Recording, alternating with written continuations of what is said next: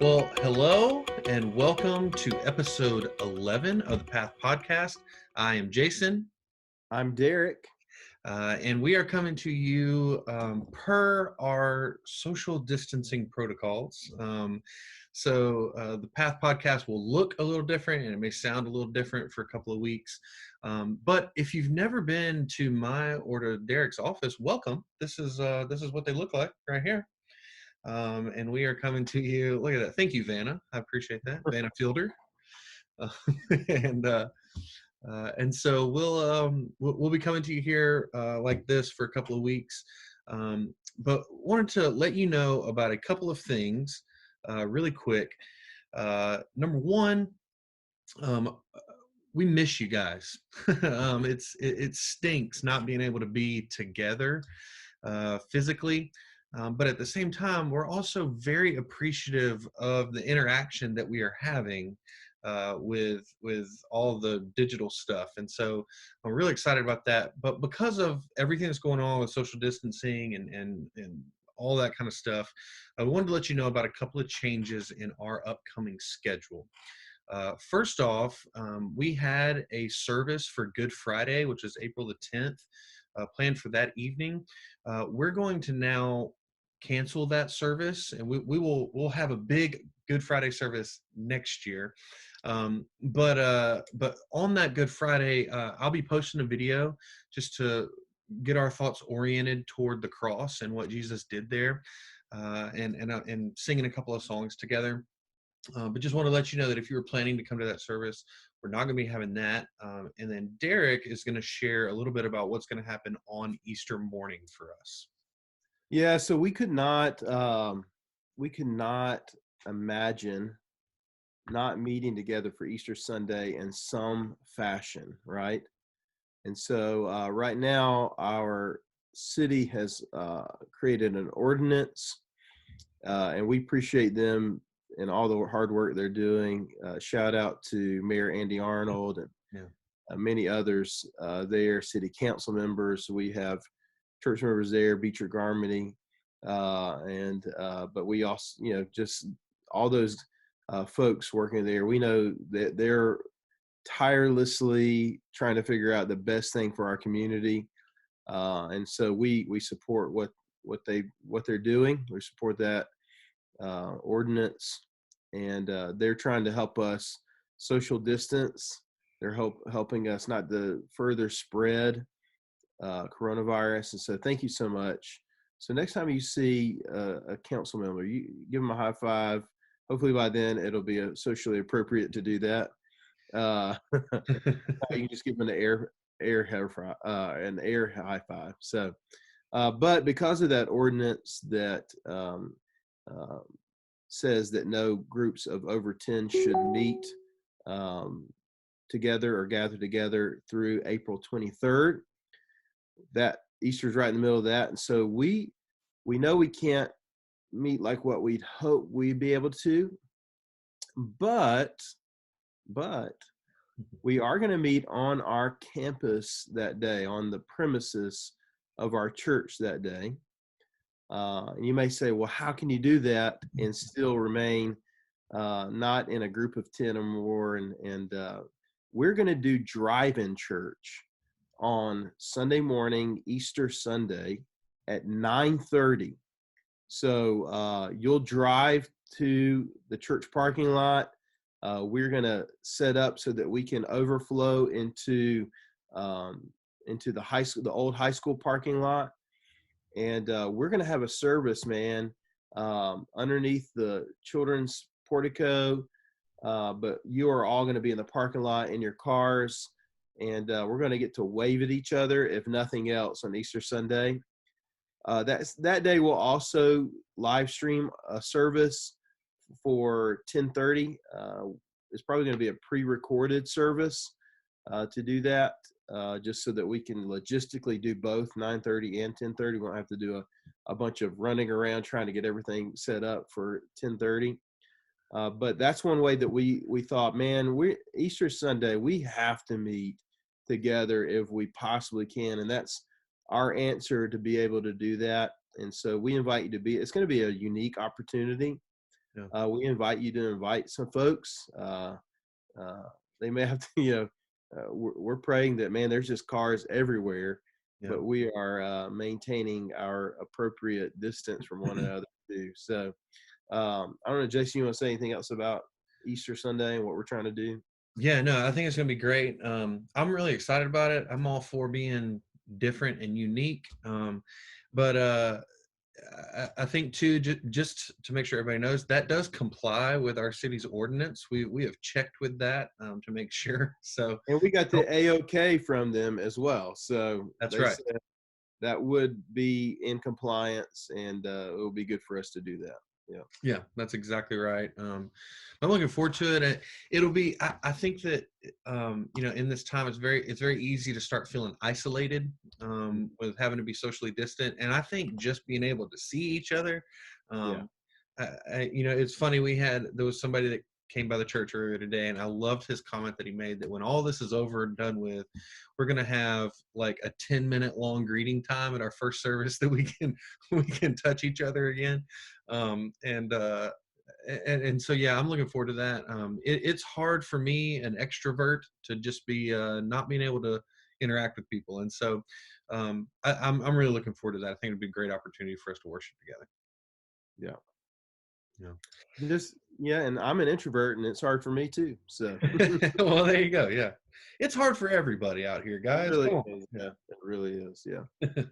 All right. Well, then we're gonna dig into our text for today. Then for this week, we're gonna be looking at the first half of John chapter 19, and this is gonna be where Jesus is being delivered over to be crucified. So I'm gonna read John chapter 19 verses 1 through 16, the first half of 16, and then we'll discuss some things here in just a minute. So follow along with me. John chapter 19 verse 1. Then Pilate took Jesus and flogged him. And the soldiers twisted together a crown of thorns and put it on his head and arrayed him in a purple robe. They came up to him saying, "Hail, King of the Jews!" And they struck him with their hands. Pilate went out again and said to them, talking to the Pharisees, "See, I am bringing him out to you that you may know that I find no guilt in him." So Jesus came out wearing a crown of thorns and a purple robe. Pilate said to them, "Behold the man." And when the chief priests and the officers saw him, they cried out, "Crucify him! Crucify him!" Pilate said to them, "Take him yourselves and crucify him, for I find no guilt in him." The Jews answered him, "We have a law, and according to that law, he ought to die because he has made himself the Son of God." When Pilate heard this statement, he was even more afraid. He entered his headquarters again, and he said to Jesus, "Where are you from?" But Jesus gave him no answer. So Pilate said to him, "Will you not speak to me? Do you not know that I have authority to release you and authority to crucify you?" And Jesus answered him, "You would have no authority over me at all unless it had been given to you from above. Therefore, he who delivered me over to you has the greater sin." From then on, Pilate sought to release him, and the Jews cried out, "If you release this man, you are not Caesar's friend. Everyone who makes himself a king opposes Caesar." So when Pilate heard these words, he brought Jesus out and sat down on the judgment seat at a place called the Stone Pavement, or in Aramaic, Gabbatha. Now it was the day of preparation for the Passover, and it was about the sixth hour. And he said to the Jews, "Behold your king." And they cried out, away with him, crucify him." Pilate said, "Shall I crucify your king?" The chief priests answered, "We have no king but Caesar."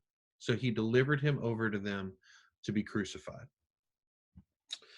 Um, some really tense words to read. It's hard um, to hear this drama that's unfolding here.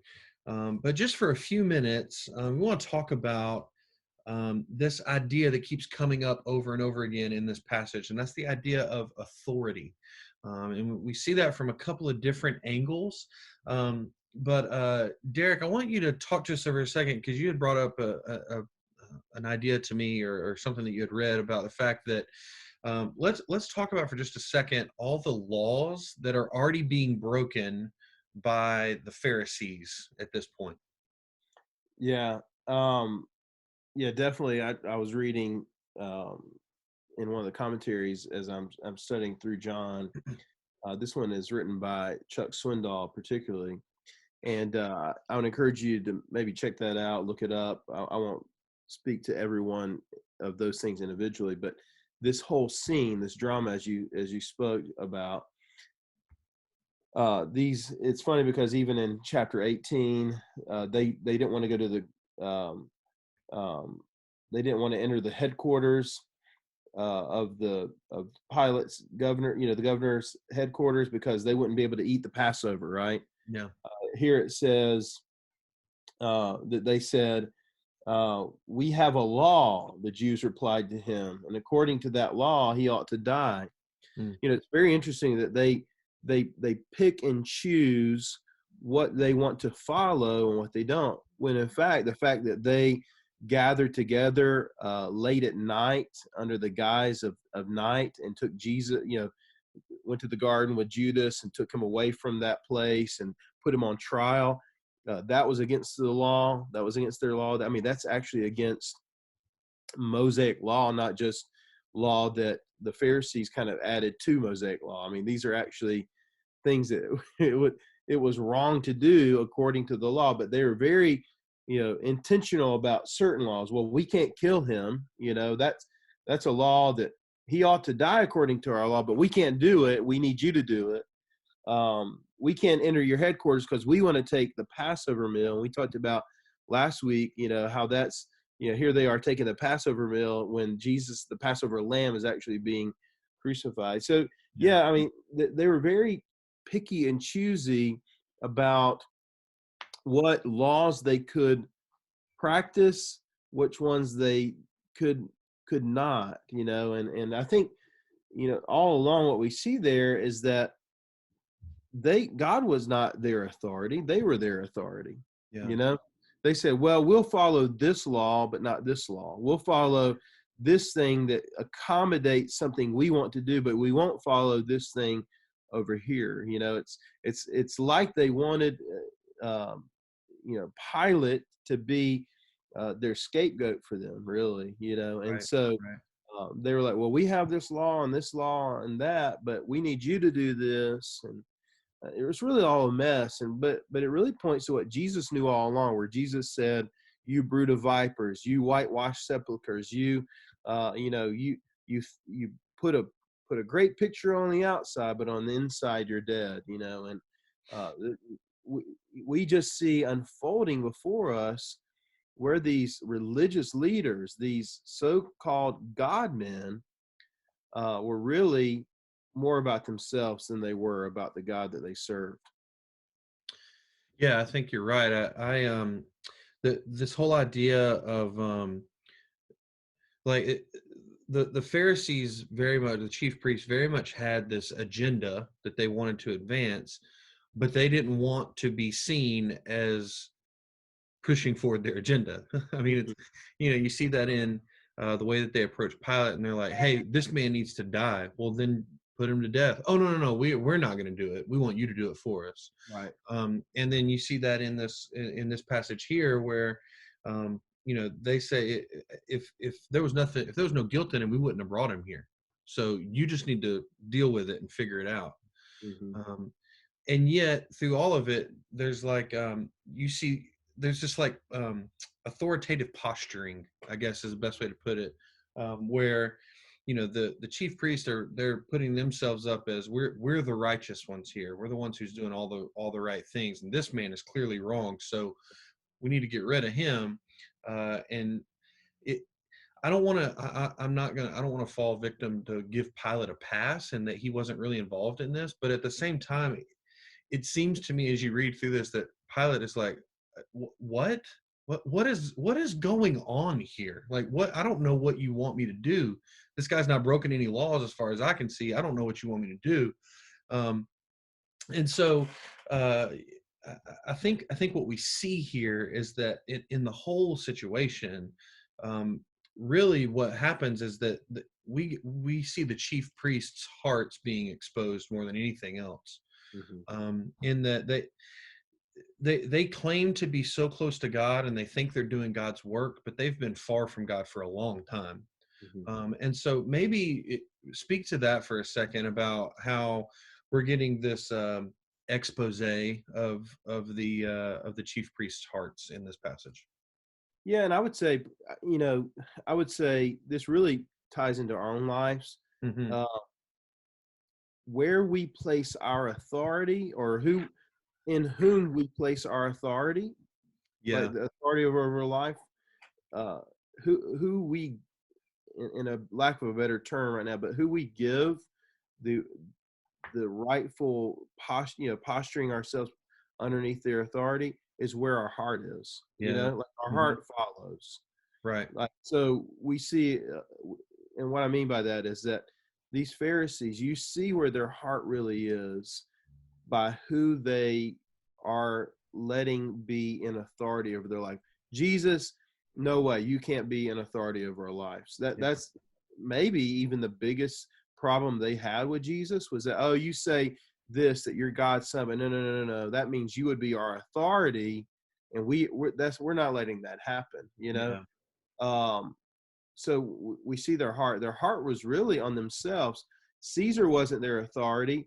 Pilate wasn't their authority, even though all these names are being thrown out. They would tell you that God was their authority, right? Right. But really they were not following God in any way, form, or fashion. It was as Timothy, one of the Timothy epistles says, that people in our day would express as Hmm. God as God, but would have no form to it at all. That's what it Yeah. was for them. They by their mouth professed Christ, or professed God's authority, not Christ's authority, but God's authority. But in their life, there was no form to or substance to Yeah. it. And so we run the risk also of saying, hey, where's our authority? Ultimately, their authority was themselves. Yeah. Priests, the Pharisees, their own rules and regulations and thoughts and ideas, the political prowess that they had gathered and gained through this really illicit affair with Rome, and the relationship they had. They had gained power, they had gained notoriety, and they liked it, and so they wanted their own authority. And I think that's why they did what you said, and I totally agree, is that they wanted to push forward this agenda, but all the time maintaining their making it look like they were still good and needing to be followed and those kind of things. Yeah. Yeah. I think that they very much had this persona that they wanted to project to the people around them of, yeah, we're these super pious, righteous figures. We're so close to God, and yet they're underhandedly doing all these things to gain power for themselves. And unfortunately, uh, that's not stopped in the world. I mean, you see that even today, just in the last. I mean, you look back at the last year of stuff that's happened, even within our own convention, of things that have come out where people have, in the name of pastoring, have Hmm. done things in a way um, that were underhanded and ungodly, just so that they could maintain their power. You know, Right. and I don't say that to scare anybody, but I say that to, let's be cautious, of how we let our hearts be led, because our hearts are deceitful above all things, and that's what the Bible tells us. Right. And so you have to be careful of that, because if you're not giving that authority to God, where that authority rightly should be, then we make, as Matt Chandler says, we make very crummy gods. And Hmm. that we and yet the bent of our own heart is to put ourselves in that position of God, and we're going to be horrible at that every time. There are no exceptions to that. So Yeah, absolutely, man. Yeah, I agree with you about Pilate. I don't want to give him a complete pass, but I always kind of thought, man, this guy really kind of got snookered into this. oh yeah, yeah, And of course, he washes his hands of it, right? Which his doesn't help anything at all. But really these Pharisees and those guys were really the ones pushing, Yeah. this idea of we got to get rid of this guy, this Jesus.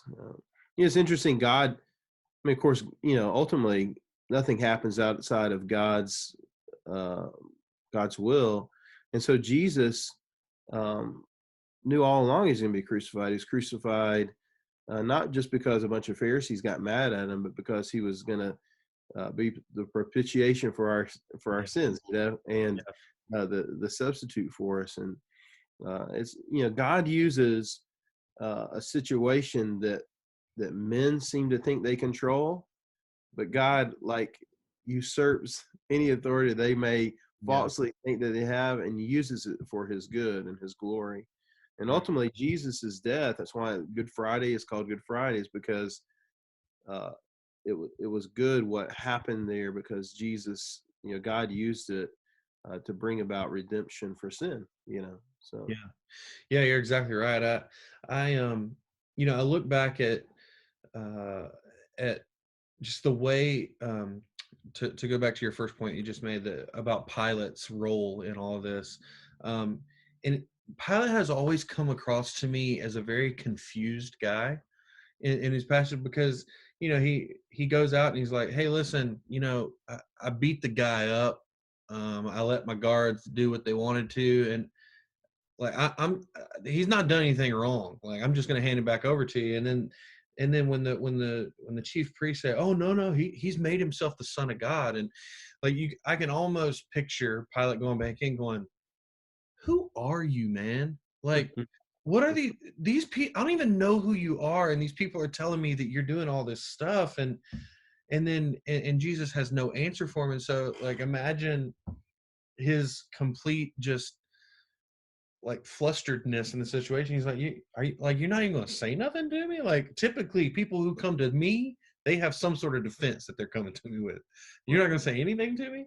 And so it's what, obviously Pilate could have taken a stand, I guess, to say, hey, listen, I'm not doing this. But instead he just says, listen, I'm not going to be a part of this. You guys do what you want to do. I'm not going to be a part of it.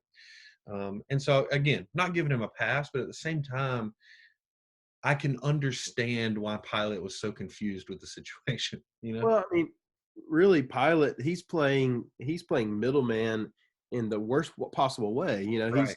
Right. He is really uh, a proconsul. He's just a guy uh, doing whatever Caesar has said, right, Yeah. for this particular area.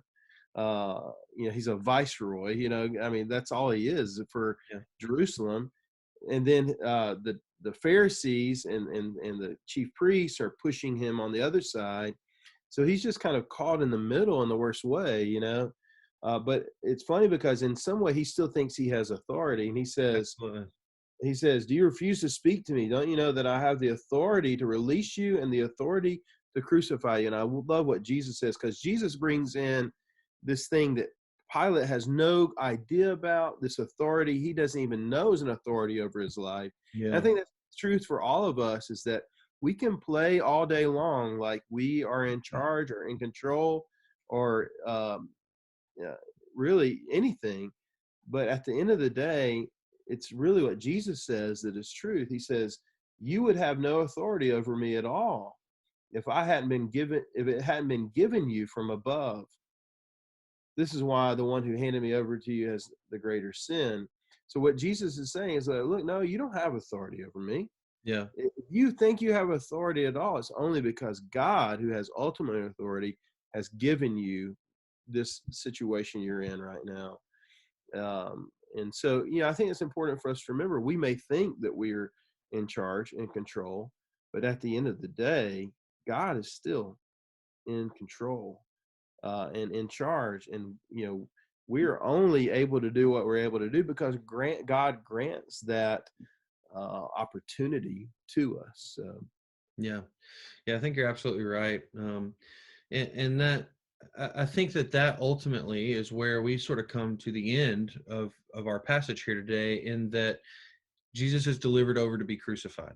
And, um, and And we shouldn't be surprised by that, because from the beginning, really from Genesis chapter 3, Yeah. everything in the Bible has been leading up to this point. Yeah. And I think, again, a great point here is that the one who is in control of all things is the one who's at the middle of the thing here that looks like he has no control from a Right. human standpoint. Jesus is the one who's in control of all of this. This is exactly where he wanted the path to lead himself. He knew exactly what he was coming to do. He was, as you mentioned in your sermon last week, that he was born for this. He was born into the world for this purpose. And it leads us up to what is really the climax of this whole path that we've been on for the last 10 weeks. Hmm. Yeah, and I mean, yeah, the God who holds all things in his hands was about to allow his hands to be crucified to the cross. Yeah, yeah, Um, the head, the authority of God's people, Jesus Christ, the head, was about to have thorns thrust into the scalp, his head. yeah, In this moment, yeah, it's this beautiful picture of this God who is supreme, allowing himself to be butchered and battered. And ultimately, we know it's not in this passage, but ultimately know the reason that is so that you and I don't have to stand in that place. You and I can have forgiveness. You and I can have freedom because he was willing to stand in our place there. yeah, Became like us and then was crucified. yeah. All great points. I think that's going to kind of draw our discussion for today to a close. But now we turn it back over to you. We'd love to hear your ideas. Tell us about how you have felt God's authority in your life. We'd love to have some discussion on that point. Um, but if you'd like to get in touch with us, you can do that through any of the social media platforms: Facebook, Instagram. You can comment on um, the YouTube video. You can also email us at thepath@lafayette1st.life. We'd encourage you to take advantage of all of those opportunities so that we could interact together. But we hope that you're staying safe. Continue to socially distance yourself in this time. But until next time, I am Jason. I'm Derrick. And we will see you next time on the Path Podcast. Thanks for tuning in.